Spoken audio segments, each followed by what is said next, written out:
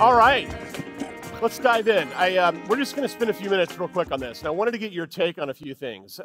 So who's mastered you up here? There we are. Thank you very much. You don't look a bit like Billy Madison. You also are in the Youcast space, and you have did an acquisition a couple years back that puts you square in that space, and now doing global deployments of Youcast. Talk about that. That's correct, yeah. So we're probably slightly different to the other guys on the panel here, in as much as Bill alluded to earlier, we own and operate one of the largest software-defined communications platforms in the world. And so what we did, we took the opportunity to add another embedded application into that software platform, which is a BroadSoft-based hosted Youcast solution. So now basically we offer unified communications as a service globally. Basically, I think we offer it in more countries than anyone else. Like, we got licenses in about 27 countries around the world. Yep. And it's absolutely fantastic for our existing, classic MPLS network customers. We can just switch on dial tone by the drink, basically, as they move around the world. It's a consumption-based model. We are starting to see customers want us to provide those services over the top, over the internet. And we do that. We always prefer to provide the service over our network, basically, obviously for performance reasons. Yep. We can provide end-to-end SLAs, but yeah, so that's exactly what we're doing. Love it. I'm going to guess this is the answer for all of you, but I want to have you chime in on this. Years ago, we used to position hosted voice over IP in kind of, under 200 seat market. And, it was 10, 50, 100 seat type deals. Anything larger than a couple hundred seats really didn't pencil. That's really changed. We're seeing monster deals now happen in hosted VoIP. Are you guys all seeing that? Heads are nodding. Yeah. Talk about it. Why is it that larger companies are now embracing Youcast? Trust. Yeah. Time moves on. The organizations that 10 years ago used to do Youcast, 200 users, they've matured and grown up. One of our biggest customers, I guess, in the UK has just been sold. People probably aware, Arm. They've just gone to SoftBank. We've got Micro Focus. They've just bought part of HP Autonomy, bought Attachmate a few years ago. So you're talking 10, 15,000 users is pretty common. Yeah, interesting. Are you guys all finding that and moving way up market? Yeah, I would say actually it's the whole, in terms of the services they're getting offered, is all moving to the cloud. So it's almost like, well, we need to consider unified communications because it's just another application that I'm consuming. So everything else in terms of the infrastructure, all the other types of services that they're having to look at and renew are moving to the cloud. So it just makes sense for them to consider it. And I think it's kind of giving them the confidence to say, yeah, we need to look at unified. So that is a shift, huh? I mean, the idea that it's not just, here's all my IP and all my data and network, and then my telephony is over here. It's now blended. They now see this as just another IP application. Yeah, absolutely. I think one of the things that's helped is the maturity of organizations like ours that enable you to terminate properly in country. Yeah. Like Germany, short dials, everybody's got in-country toll-frees and so forth, and also the availability of porting numbers on a global scale. But one of our most interesting customers is about 2,500 to 3,000 employees in about 30 countries. Yeah. So it's a complete BroadSoft deployment, fully localized in every country. So if you're in Darmstadt, it's in German. If you're in Paris, it's in French.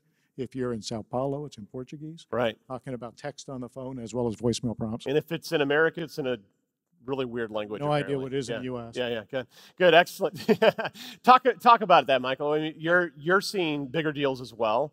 And I'd love to get your take on kind of the mobility angle here, because that's also been a very big change in Youcast, right? It seems like more and more users aren't even using traditional desk phones anymore. Talk about that.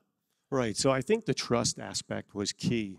And then as you move further up market, it's about not wanting to be the first. So really, as you gain use cases and case studies, that's when people further up market tend to buy in a little bit further. And when it comes down to mobility, it's how do we allow them to operate from anywhere and support that? Bring your own device and work from home policy and do it in an effective way. So as you use those case studies and help businesses understand that they're not the first, then they're much more willing to buy into it. And there's that cost component as well. Yep. So initially, people just wanted to compare you to their monthly recurring spend that they had today, even though they already paid $10,000 to $250,000 CapEx up front. Yeah. Now it's showing them that the ongoing OpEx model does actually pay for itself. Yeah, yeah, got it. You know, with Masergy, you guys really have this amazing global network, and you sell a lot of that. Obviously, we have a big base with you guys in that area. You're up against some, new competition in the Youcast space that positions, really cheap voice. Think of like Skype and so forth, especially on the international deployments. I think even some of us have used Skype to call back home. How is that not business class, and how do you kind of sell against that for a customer where quality really matters? Yeah, well, that's a good question. So just to be clear, so we're always targeting global enterprise companies. This is core to their business. It's not like the home user, that kind of thing. Right. So enterprise business is our focus. So yeah, so Skype for Business, there's a lot of talk about that. Is it free? How does it work? That kind of thing. The question we always get the customer to ask is where they're going to get the dial tone from.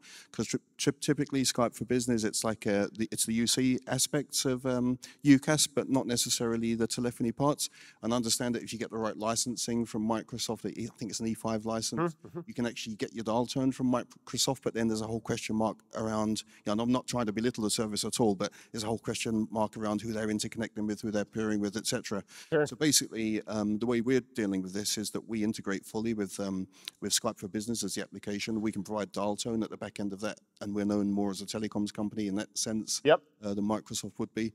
But again, our UC platform, our UCaaS BroadSoft-based solution provides all of the similar capabilities, and it fully interconnects with Microsoft and Skype for Business. And Great. customers are wanting quality, that's kind of where we'd push them. Good, good. Michael, back to you real quick, because you guys are a Microsoft CSP. You do a ton of business with Microsoft. Talk about your integration with Skype for Business. Where does it work? Where does it fall short? Right, so we are a Microsoft CSP, and we even take it one step further because we have that SPA license as well to put it in a hosted environment. And so really what we try to do is educate people first on what can Skype for Business do by itself with the cloud PBX and the calling plans that go with it. And then really when you start to hit the location level services, auto attendants and receptionists and call routing with hunt groups and contact centers, that's really where Skype for Business starts to stop. It's endpoint to endpoint.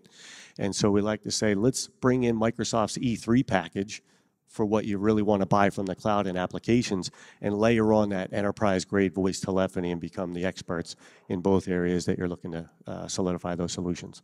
Got it, got it. How do you feel that RingCentral with Microsoft kind of coming on the scene? They make a lot of claims about we're going to take over the UCaaS world. They've tried that a few times in the past. What are your thoughts about Microsoft becoming a phone company? Well, absolutely. They can't be ignored, of course, right? 800-pound gorilla in the room. And so to me, the way I look at it is, how do you consume the communications? And from RingCentral, we try to be agnostic as possible. Yep. We do the same thing of integration with Microsoft Skype for Business on the dial tone side of things, absolutely. But we also partner with Google, Google Apps for Work, right? So we're one of their preferred partners in terms of providing that through Gmail and so on, as well as our own independent IPPBX replacement solution. So, and even further, CRM integration with applications. You're in Salesforce, you want to be able to make calls and so on. So we're trying to look at, how is the end user who is driving what we do, basically, is trying to consume their communications, and how can we adapt to be able to do that. And the platform we have is able to be that flexible, to be able to do it based on whatever interface the customer wants to do. Yep, got it. So I'm obviously a big believer in cloud, but we also have a lot of examples of customers that are still very much embracing kind of a hybrid approach. And that's really fitting where the short tail strategy is, right? Why are you finding that hybrid still has a lot of traction with your customers?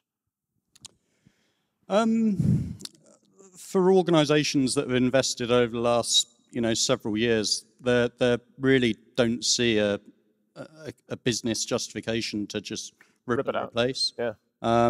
But as they start to procure new offices, they might merge with organizations.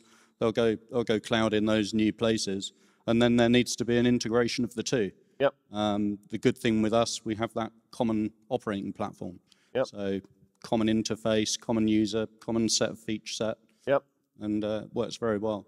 Helps. I think the thing with enterprise, just thinking about it, I think Microsoft have actually probably done us all a real good good deed, because that's really where they focus. The difficulty they've got is, unlike us, they sell a lot of their services direct. Yeah, yeah, got it. Which affects these guys. Got it. So the channel obviously is really, really important, and that's probably a good way to close this. I mean, I loved your comment. We need you. We love that. We love suppliers that need us. So we can develop really cool relationships there. The channel is a big strategy for you going forward. It is, absolutely. We have no direct sales force, probably never will. So it's 100% about the channel for us. Yeah. We don't have a big brand recognition. May never. It's all about you and your relationships. Yeah. Yeah, there's power in that. There's power in relationships. You guys agree with that? Yeah, yeah, fantastic, fantastic. Wish we had more time to chat, guys. This is great stuff. Thank you very, very much.